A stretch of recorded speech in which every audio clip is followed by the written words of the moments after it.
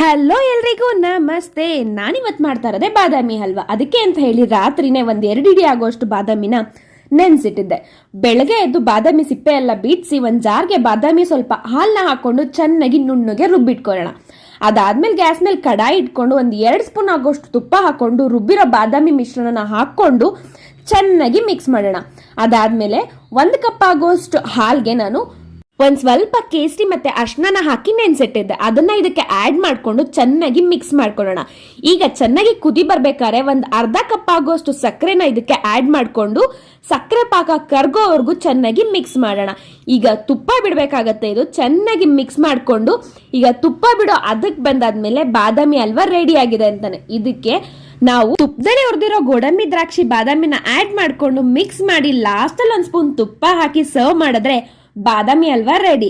ಇದನ್ನೊಂದ್ಸತಿ try ಮಾಡಿ ಹೇಗಿತ್ತು ಅಂತ ಹೇಳೋದನ್ನ ಮರಿಬೇಡಿ. ಥ್ಯಾಂಕ್ಸ್.